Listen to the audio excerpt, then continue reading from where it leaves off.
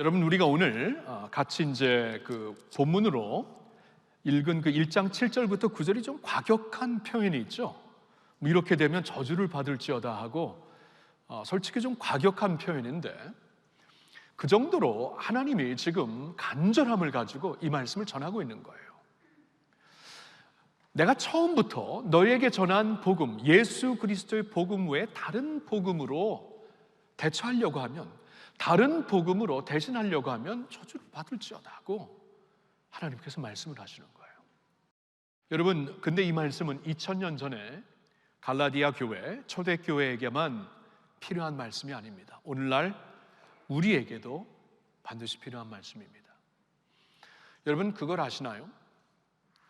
교회 역사를 보면은 2000년 동안 한 해도 한 번도 빠짐없이 이 미혹하는 영혼, 그러니까 예수 그리스도의 복음, 하나님이 주신 예수로 시작하여 예수로 끝나는 복음 외에 다른 복음을 가지고 이 교회 안에 들어오고, 다른 복음을 가지고 성도들을 미혹하고, 다른 복음을 가지고 사람들을 이렇게 유혹하는 그러한 세력들, 그러한 요소들이 항상 있었어요.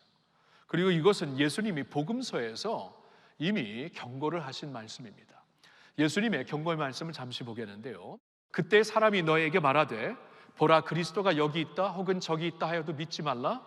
거짓 그리스도들과 거짓 선지자들이 일어나 큰 표적과 기사를 보여할 수만 있으면 택하신 자들도 미혹하리라. 자, 예수님이 여기서 이제 구체적인 단어를 사용하시죠. 거짓 그리스도들과 거짓 선지자들의 그 역할이 될 것이다. 여러분, 거짓 그리스도들, 거짓 선지자들이라고 명칭을 이렇게 사용해서 그들을 지적한 것은, 이것은 이제 분명한 의미가 있는 것이죠. 그 사람들은 단순히 잘못 생각하고 단순히 정신이 혼란하여서 이상한 교리를 전하는 게 아니다라는 것이에요. 그들은 거짓 그리스도, 거짓 선지자들, 그러니까 사탄 마귀의 영향권 안에 있는 자들이다. 그러니까 악한 세력의 영향을 받아가지고 이런 일을 하는 자들이기 때문에 이것은 영적인 전투가 될 것이다. 그들에게는 큰 표적과 기사를 보일 만한 능력도 보일 수 있을 것이다. 그러니까 사람들이 막 표적 보고 이적 보고 막 솔깃하여서 그쪽으로 따라다니는데 그게 아니라는 것이에요. 마귀도 분명히 그런 일을 할 수 있다. 구별할 때 이게 올바른 믿음인가, 올바른 복음인가 아닌가를 구별할 때 뭐 이적과 표적, 기적을 보면서 구별하면 아니 되는 것이고, 왜냐하면 사탄 마귀도 그런 일을 할 수 있기 때문에 이 복음을 통하여서 구별하라고 말씀을 하는 것입니다.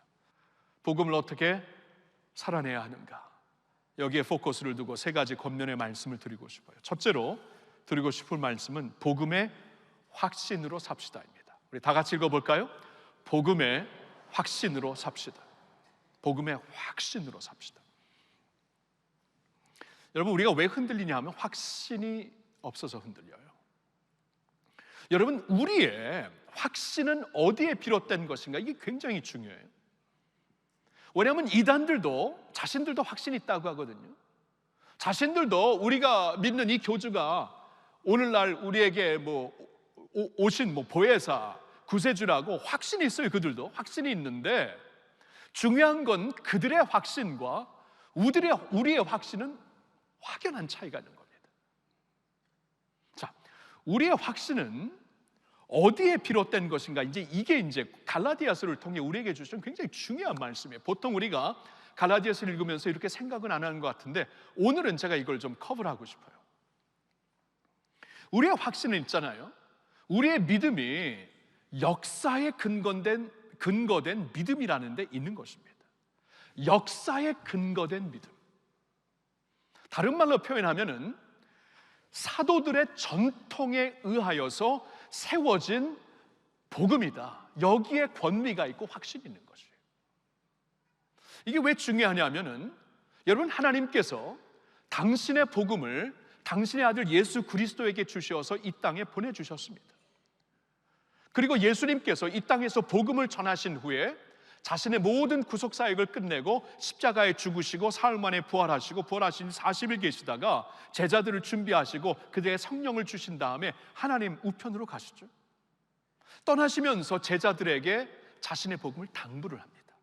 너희는 가서 모든 민족으로 제자를 삼고 그들에게 복음을 전하고 제자를 삼아서 아버지와 아들과 성령의 이름으로 세례를 주고 내가 너희에게 분부한 모든 것을, 당부한 모든 것을 가르쳐 지키게 하라. 예수님이 사도들에게 자신의 복음을 당부했다, 맡겼다, 전수했다, 이런 말씀이에요. 그러면은 우리의 믿음이 진짜 권위가 있는 믿음이라면, 하나님께서 이 믿음이다, 이 복음이다, 그러한 복음이 되려면은 사도들의 이 기반 위에 세워진 믿음이 되어야 되는 거예요. 여러분, 바울이 갈라디아 교인들에게 이 편지를 쓰면서 지금 갈라디아 교인들이 바울이 이제 교회를 세우고 떠나 있는 동안에 지금 여러 다른 복음에 지금 유혹을 받고 있거든요. 미혹되고 있었거든요. 그래서 이제 바울이 이게 무슨 짓이냐, 너희들 어리석다, 너희들 이렇게 되면 큰일 난다 하면서 막 과격한 단어로 편지를 쓰고 있잖아요. 그런 편지이기 때문에 여기 내용을 보면은 바울이 이제 어디에 비롯된 그 권위를 가지고 과연 사도들에게 인준을 받고 인정을 받아갖고 복음을 전하는 그러한 자신인가, 자신도 그러한 사도인가를 지금 긴 그 문장을 통해서 여기서 소개를 하고 있습니다. 한번 잠시 보실래요? 갈라디아서 있으시면 한번 펴보시고요. 제가 1장 11절부터 잠시 읽을게요. 조금 스피드 있게 읽겠습니다. 11절부터. 형제들아, 내가 너희에게 알게 하노니 내가 전한 복음은 사람의 뜻을 따라 된 것이 아니니라. 이는 내가 사람에게서 받은 것도 아니요 배운 것도 아니요 오직 예수 그리스도의 계시로 말미암은 것이라. 내가 이전에 유대교에 있을 때에 행한 일을 너희가 들었거니와 하나님의 교회를 심히 박해하여 멸하고 내가 내 동족 중 여러 연갑자보다 유대교를 지나치게 믿어 내 조상의 전통에 대하여 더욱 열심히 있었으나 그러나 내 어머니의 태로부터 나를 택정하시고 그의 은혜로 나를 부르시니가 그의 아들을 이방에 전하기 위하여 그를 내 속에 나타내시기를 기뻐하셨을 때에 내가 곧 혈육과 의논하지 아니하고 또 나보다 먼저 사도된 자들을 만나려고 예루살렘으로 가지 아니하고 아라비아로 갔다가 다시 다메섹으로 돌아갔노라. 자, 여러분, 이러한 그 바울의 스토리에 대해서는 갈라디아 교회를 비롯하여 그 초대교회가 다 알고 있었을 겁니다. 왜냐하면 이 바울이 회심하기 전에 그의 이름이 사울이었죠. 원래 사울이라는 이 청년은 유대교의 광신자였어요. 그래서 유대교를 이제 보호하기 위해서 이 그리스도교, 이제 기독교죠, 그리스도교인들을 어떻게 해서든지 박해하고 무너뜨리려고 앞장섰던 자입니다. 그러니까 얼마 안 되는 초대교회가 이 바울을, 이 사울이라는 이름을 들으면서 얼마나 두려워했을까요? 그 사람이 몰고 군대를 이끌고 오면 이 교회는 우리는 감옥에 들어가는 것이고 어쩌면 목숨을 잃게 되는 것이고, 그래서 그의 이름은 널리 알려졌던 것입니다. 근데 어느 날 완전히 다른 스토리가 들리는 것 있죠. 이 다메섹 도로에서 이 사울이라는 자가 꼬꾸라졌다는 엄청난 얘기를 듣게 됩니다. 꼬꾸라졌대요. 근데 어떻게 꼬꾸라졌나 얘기를 들어보니까 그날 이 다메섹에 있는 교회를 핍박하러 가는 그때에 부활하신 예수님께서 천국에서 빛으로 그를 만나주셨다. 그래서 말에서 꼬꾸라집니다. 그러면서 다른 사람들은 들을 수도 볼 수도 없는, 이해할 수도 이렇게 알 수도 없는 그러한 그 빛과 그 말씀 가운데 예수님이 사울을 부르세요. 자신의 사도로 부르세요. 이방인들에게, 임금들에게 복음을 전하는 사도로 부르세요. 이런 엄청난 일이 있게 됩니다. 여러분, 이 소식을 초대교회들이 몰랐을까요? 앞장서서 핍박을 막 그냥 때려 부시고 잡아넣는 사람이 하루 사이에 갑자기 완전히 돌변한, 180도 돌변한 이러한 일이 있었을 때 이 초대교회가 몰랐을까요? 아마 이건 소식을 들어서 충분히 다 알았을 것입니다. 이 정도는 다 알았을 텐데, 이때 여기서 이 갈라디아 교인들에게 그때 자신이 무엇을 했는가를 디테일로 이제 설명을 해주는 거예요. 그 3년이 지난 후에 이제 예루살렘에 가게 됩니다. 18절부터 계속 읽을게요. 그 후 3년 만에 내가 게바를 방문하려고, 게바는 베드로를 가리킵니다. 베드로를 방문하려고 예루살렘에 올라가서 그와 함께 15일을 머무는 동안 주의 형제 야고보 외에 다른 사도들을 보지 못하였노라. 보라, 내가 너희에게 쓰는 것은 하나님 앞에서 거짓말이 아니로다. 그 후에 내가 수리아와 길리기아 지방에 이르렀으나 그리스도 안에 있는 유대의 교회들이 나를 얼굴로는 알지 못하고 다만 우리를 박해하던 자가 전에 멸하려 하던 그 믿음을 지금 전한다 함을 듣고 나로 말미암아 하나님께 영광을 돌리니라. 자, 3년이 되었을 때 이제는 때가 되었다 하고 바울이 예루살렘으로 올라갑니다. 예루살렘에 올라가서 누구를 만나죠? 베드로를 만나요. 그리고 또 한 사람을 만납니다. 예수님의 동생 야고보를 만납니다. 이 두 사람을 만난 것은 굉장히 의미가 있죠. 왜냐하면 예수님의 12 제자들, 사도들 중에 으뜸이 베드로였어요. 리더가 베드로였어요. 그리고 예루살렘 교회, 그 초대교회 센터 교회였는데 예루살렘 교회를 담임처럼 사역하고 있는 분이 누구였냐면 예수님의 동생, 예수님의 12 사도들도 있지만 예수님의 동생도 나중에 주님을 믿고 주님을 전파하는 그 사도가 되었거든요. 그가 이제 야고보서를 쓰신 분입니다. 그래서 예수님의 동생이기 때문에 그 초대교회는 그분을 담임 목사님으로 그 예루살렘 교회의 리더로 모셨던 것이에요. 그래서 두 분을 만난 거예요. 이 두 분을 만나서 무엇을 했을까요? 여기는 설명되고 있지 않지만 우리는 분명히 상상할 수가 있습니다. 바울은 지금 자신에게 있었던 일을 그 두 분에게 낱낱이 고했을 것이에요. 다메섹 도로에서 내가 만났던 예수님은 어떠했고 예수님께로부터 들은 말씀은 이러했고 3년 동안 내가 사람을 만나지 않고 아라비아에 가서 3년 동안 주님과 교제하며 주님의 이러한 말씀을 받았습니다. 이방인들과 임금들에게 전하라는 말씀을 이렇게 받았습니다 하고 두 분에게 알렸겠죠. 알렸을 때 그 누구보다도 예수님의 동생 야고보, 12 사도들 중에 으뜸이 되었던 베드로는 이게 예수님이 주신 복음인가 아닌가를 구별할 수 있었겠죠. 그들은 주님의 발밑에서 배운 사람들인데 그들에게는 예수님께서 이 분부하신, 당부하신 말씀이 있고 그 안에 성령으로 그 말씀이 살아있었기 때문에 이게 예수님으로부터 받은 진짜 복음인가 아니면 이건 무슨 정신 나간 사람이 환상 중에 본 것을 얘기하는 것인가 분명히 구별할 수 있었겠죠. 근데 두 분이 인정을 해줍니다. 그래가지고 지금 바울이 여기 보면은 이제 길리기아 그리고 수리아 지방에서 이제 복음을 전하는 사도의 역할을 하고 있어요. 자, 그러면서 세월이 좀 흐릅니다. 2장을 보세요. 14년 후에 내가 바나바와 함께 디도를 데리고 다시 예루살렘에 올라갔나니 이러한 이방 지역에서 쭉 복음을 선교 활동을 하다가 14년이 지나가지고 예루살렘에 또 올라가게 됩니다.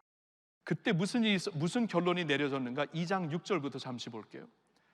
유력하다는 이들 중에, 그러니까 예루살렘에 있는 교회에서 알려진 자들, 리더들 중에 저 유력한 이들은 내게 의무를 더하여 준 것이 없고, 무슨 말이냐면 그들이 기도하면서 총회를 열고 하나님의 말씀을 깊이 묵상하는 가운데 결론을 내린 것이에요. 이 사도 바울이 전하는 복음이 아무런 문제가 없다. 다른 조건을 걸지 말자. 주님의 복음에 무슨 조건이 있느냐? 전에는 유대교 전통을 따라가지고 할례도 받고 다른 전통을 지키면서 복음을 받는 것이 맞았지만, 합당했지만, 왜냐하면 이스라엘 나라를 중심으로 복음을 전했기 때문에. 근데 이제는 이스라엘 넘어갔고 예수 그리스도로 말미암아 온 땅에 복음이 전해지고 있는데 어떻게 유대교 전통을 먼저 강조하면서 복음을 다른 조건을 달지 말자, 그럴 필요 없다 하고 결론을 내린 겁니다. 대단한 결론이었어요. 그리고 7절을 보면 도리어 그들은 내가 무할례자에게 복음 전함을 맡은 것이 베드로가 할례자에게 맡음과 같은 것을 보았고, 베드로가 유대인들에게, 바울이 이방인들에게 전하는 복음이 똑같은 복음이다.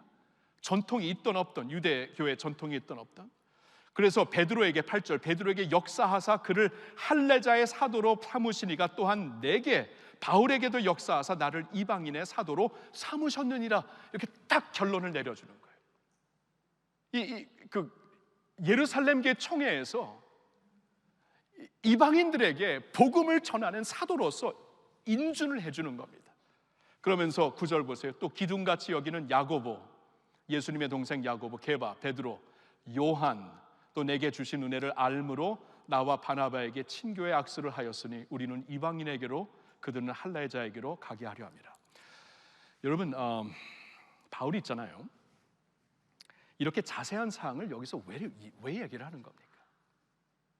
지금 바울의 포인트는 이거예요. 내가 전하는 복음이, 복음의 권위가 어디 있는 줄 아니? 이 복음의 권위는 오리지널에 있는 것이다. 우리 주 예수님께서 이 세상에 오셔서 전하신 복음, 그 복음을 전수받은 사도들로 인하여서 인준해주고 확증해주고 확인해준 그러한 복음을 갖고 나는 서 있는 것이다. 사도 전통 위에, 역사 가운데 허락하신 하나님의 전통 위에, 사도들의 전통 위에서 인준된 복음을 전하고 있기 때문에 권위가 있는 것이다. 이것을 강조하고 있는 것이에요. 여러분, 이것이 이단들과 얼마나 차이가 있습니까? 이단의 그 창설자들이 자신이 계시를 받았고 이게 진짜라고 얘기를 하는데 어디에 서 있는 권위랑 이걸 이제 우리가 물어야 된다는 것이에요. 이게 도대체 어디에 있는 권위인가? 자신들이 받은 계시가 다예요. 이게 다 그들의 권위입니다. 여러분, 이게 권위가 있는 것일까요? 아니면 역사에 근거가 있고 예수님께서 복음을 당부해 주신 사도들이 인준하고 인정하고 확인해 준 복음이 권위가 있는 것일까요? 이걸 보라는 것이죠. 여러분, 그러니까 이 복음이라는 것, 우리의 복음이라는 것은 이 권위, 이 확신, 이렇게 권위가 있는 복음이구나. 우리가 리포트를 하나 쓰더라도, 그렇죠? 논문을 하나 쓰더라도 오리지널로 가서 그 소스를 가지고 논문을 써야 권위가 있는 것이지, 오리지널 원천의 소스가 아니고 그 후에 누가 이 말했다 누가 저 말했다 그걸 가지고 논문을 쓰면 권위가 없어요. 오리지널로 가야 됩니다. 가서 그때 있었던 일, 그때 기록된 일을 가지고 쓴 것이 권위가 있는 것이. 논문도 다 그래요. 오늘날 성경도 그렇다라는 것입니다. 그러니까 저와 여러분들이 믿고 있는 복음, 저와 여러분들이 성경을 통해 받게 된 복음이 다른 게 아니에요. 이게 역사적인 권위, 사도들을 통해 증명된 권위, 하나님께서 한 번 주신 계시로 끝까지 한 번 주신 진짜 계시이기 때문에 1000년, 2000년, 3000년, 4000년 예수님 오실 때까지 안 바뀌는 겁니다. 영원히 가는 겁니다. 여러분, 이러한 복음이 우리에게 주어졌다는 것을 믿으시기를 바랍니다. 두 번째로, 복음에 감격으로 삽시다. 저는 이 갈라디아서를 보면은요, 이 복음을 전하는 사도 바울의 이 마음에서 감격이 느껴져요. 감격이. 몇 군데 한번 볼까요? 여러분, 복음으로 자신에게 임한 그 은혜를 2장 20절, 우리가 잘 아는 갈라디아서 2장 20절에 내가 그리스도와 함께 십자가에 못 박혔나니 그런즉 이제는 내가 사는 것이 아니요 오직 내 안에 그리스도께서 사시는 것이라. 이제 내가 육체 가운데 사는 것은 나를 사랑하사 나를 위하여 자기 자신을 버리신 하나님의 아들을 믿는 믿음 안에서 사는 것이다. 여러분에게 얼마나 내가 그리스도와 함께 십자가에 못 박혔다.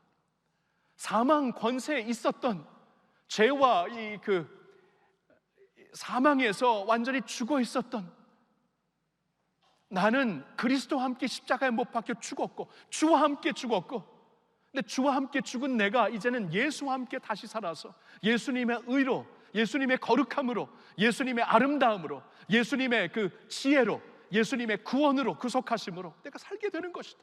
나는 죽고 예수로 사는 것이다. 이런 복음이 우리에게 이런 감격을 줘요. 나는 죽고 예수로 사는 것이에요. 여러분, 내가 죽지 못해서 얼마나 문제가 많습니까? 가정에서도 문제가 많고, 부부 사이에서 문제가 많고, 사회에서도 문제가 많잖아요. 근데 복음이라는 것이 뭡니까? 내가 죽고 예수로 사는 것이에요. 내 안에 예수가 사시는 것이, 이게 얼마나 감격스러워요. I live in Christ. 그렇죠? 나는 죽고 예수로 사는 것이에요. 계속 봅니다. 4장 4절부터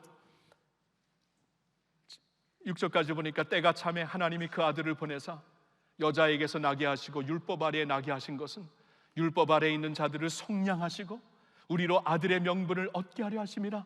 너희가 아들임으로 하나님이 그 아들의 영을 우리 마음 가운데 보내사 아빠 아버지라 부르게 하였느니라. 여러분, 우리가 이 복음으로 예수님을 믿고 하나님을 믿게 되었을 때 우리가 하나님을 아버지로 부르게 돼요. 아빠 아버지라고 부르게 돼요. 우리에게 아들의 명분을 주셨어요. 자녀의 영을 주셨어요. 여러분은 모르겠어요. 저는 기도할 때마다 아버지 그러면 감격이 돼요. 내가 하나님을 아버지라고 부를 수 있다는 게 너무나 감격스러워. 하나님이 멀리 있는 신이 아니라 나의 아버지, 그가 나의 아빠 아버지라면은, 여러분, 우리가 절망 가운데 서게 됐을 때, 절망 끝에 서게 됐을 때 하나님의 소망으로 살 수 있는 게 아닙니까? 4장 19절에 나의 자녀들아 너희 속에 그리스도의 형상을 이루기까지 우리 안에 그리스도의 형상을 이루어 주신대. 이 복음으로 말미암아 우리가 예수님을 영접하게 되었을 때 그리스도의 형상, 하나님의 형상이 우리 안에 이루어지기 시작한데요. 여러분 얼마나 감격스럽습니까? 내 안에 그리스도의 형상이 이루어진다는 것, 얼마나 감격스러운 거예요. 그렇죠? 하나님이 자신을 우리에게 주신 겁니다. 자신을 우리에게 주셔서 자신을 임재를 우리 안에 주셔서 우리 안에 자신의 형상을 이루어 가시는 것이죠. 여러분, 이게 복음이에요. 복음은 감격스러운 겁니다.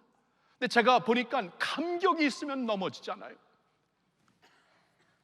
이 행복보다 더 강한 게 감격이더라고요. 감격이 있으면 왜 떠납니까? 감격이 있는 곳에 내가 절대로 떠나지 않죠. 움직이지 않죠. 그 복음은 있잖아요. 우리가 감격으로 사는 거예요. 감격으로. 이렇게 십자가 앞에 좀 우리가 감격할 수 있어야 돼요. 저는 그런 기도를 드립니다. 성도님들 여러분들이 정말 다른 복음에 우리가 미혹되지 아니하려면, 이 세상의 유혹에 미혹되지 아니하려면 이 복음에 감격을 해야 돼요. 감격을. 어떻게 나를 위하여 십자가에 달려 죽으시는 거예요. 그리고 그분이 어떻게 내 안에 들어오셔서 내 안에 자신을 주셔서 내 안에 자신의 형상을 이루시는가. 이 감격의 감격. 그렇죠? 그리고 세 번째로 복음의 능력으로 사셔야 돼요. 복음의 능력으로. 여러분, 복음은 능력입니다. 로마서 1장 16절, 내가 복음을 부끄러워하지 아니하노니 복음은 모든 믿는 사람들에게 구원을 주시는 하나님의 능력이 됩니다. 능력이에요. 능력. 복음은 우리나라에 130년 전에 복음이 들어오면서 지금까지 이 현대화를 계속하면서 복음이 다였다고 봐요. 저는 복음이 다였다. 미신사회, 계급사회에서 이 모든 것을 깨트린 것은 복음이었어요. 이 복음은 능력이에요. 변화를 줍니다. 변화를. 그러니까 우리가 이제 복음을 능력으로 알고 능력으로 살아야 우리가 이제 미혹하는 영을 이길 수가 있어요. 미혹하고 자꾸 잡으려는 것에 내가 쓰러지지 않고 멍해가 되지 않고 멍해를 지는 게 아니라 이걸 이겨낼 수가 있어요. 능력이니까 복음으로. 갈라디아서를 보면은 그 복음의 능력을 자유로 표현을 하는 것 같아요. 5장 1절을 보세요. 그리스도께서 우리를 자유롭게 하려고 자유를 주셨으니 그러므로 굳건하게 서서 다시는 종의 멍에를 매지 말라. 자유와 함께 굳게 서는 것, 능력을 같은 문장에 말씀해 주시고 있습니다. 13절을 보세요. 형제들아, 너희가 자유를 위하여 부르심을 입었으나 그러나 그 자유로 육체의 기회를 삼지 말고 오직 사랑으로 서로 종노릇하라. 뭡니까? 예수께서 우리에게 자유를 주셨는데, 복음으로 자유를 주셨는데, 그 자유가 우리에게 우리에게 뭘 허락하냐 하면은, 어떤 능력을 허락하냐면은 죄의 권세를 이겨낼 수 있는 능력을 허락해요. 그러니까 그 자유를 가지고 방종하게 사는 것이 아니라 육체의 기회를 삼지 말고 오직 사랑으로, 이 방종하게 사는 게 아니라 이 자유를 가지고 오직 사랑으로 주님을 섬기고 이웃을 섬기며 살게 하는, 이게 능력이 아닙니까? 여러분, 이런 변화가 있으면 세상이 변하지 않겠어요? 이거 능력이에요. 능력. 복음은 능력이에요. 그래서 이 능력을, 이 자유와 함께 설명되는 능력을 곧바로 이는 말씀이 성령 충만이죠. 16절에 보니까 내가 이루노니 너희는 성령을 따라 행하라. 그리하면 육체의 욕심을 이루지 아니하리라. 성령을 따라 행하라. 복음의 능력과 성령의 능력으로 같이 가는 거예요. 성령을, 하나님의 영을 따라 행하라. 그러면 육체의 욕심을, 여러분, 우리가 육체의 욕심을 못 이겨갖고 별난 짓 다 하잖아요. 육체의 욕심을 못 이겨가지고 막 중독 걸리고, 이것을 이길 수 있는 힘이 된다는 거예요. 복음과 함께 성령의 능력이. 그래서 22절, 오직 성령의 열매는 사랑과 희락과 화평과 오래 참음과 자비와 양선과 충성과 온유와 절제니 이 같은 것을 금지할 법이 없느니라. 복음이 뭐예요? 능력이에요. 능력. 성령의 능력이에요. 성령의 능력. 우리가 이 능력을 알고 살면은 어디로 가요? 여기에 생명의 능력이 있고 성령의 능력이 있고 육체의 사욕을 이길 수 있는 능력이 있고 사랑으로 살 수 있는 능력이 있는데, 여러분, 이 복음을 두고 어디로 가겠습니까? 갈 수가 없죠. 그래서 저는 간절히 바라요. 우리 성도님들과 우리 자녀들에게 하나님 복음의 능력을 살게 해주시옵소서. 복음을 그냥 머리로 아는 게 아니라 능력을 알게 해주시어서 우리의 삶의 변화가 일어나고, 이 변화와 함께 우리의 가정이 변하고 사회가 변하고 나라가 변하여서 세대가 변하여서 복음의 능력이 우리를 붙잡아주고 어떤 다른 미혹하는 영에 솔깃하게 만드는 요소가 있을지라도 복음의 확신, 복음의 감격, 복음의 능력으로 승리하시는 여러분 모두가 되시길 예수님의 이름으로 축원합니다.